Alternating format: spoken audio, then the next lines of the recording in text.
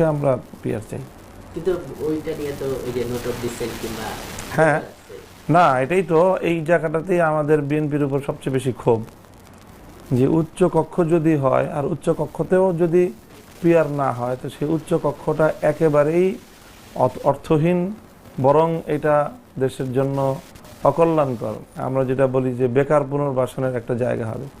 যারা নিম্নকক্ষে নমিনেশন পাবে না অথবা যাদেরকে একটা সান্ত্বনা পুরস্কার দেওয়ার প্রয়োজন হবে তাদেরকে উচ্চকক্ষে দিয়ে দেবে। রাষ্ট্রীয় 100 লোকের একটা বিশাল বাজেট, একটা কক্ষ পরিচালনার যে বিপুল ব্যয়, সেই ব্যয় নির্বাহ করা ছাড়া এর কোনো কল্যাণকামিতা আমরা দেখছি না।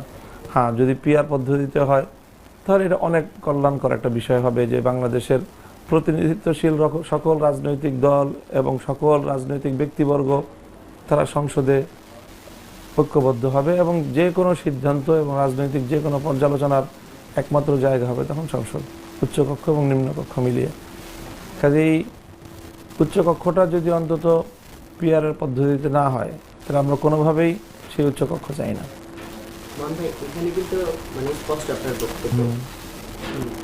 আমরা এখানে নিম্নকক্ষের পিআর কিন্তু জুলাই সনদের মধ্যে নাই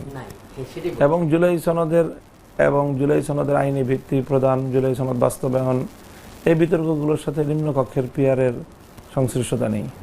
এখানে শুধু উচ্চকক্ষের পিআরের ঘোষণা জুলাই সনদে আছে এবং হ্যাঁ উচ্চকক্ষে আমরা পিআর চাই, চিহ্ন রয়ে গেছে।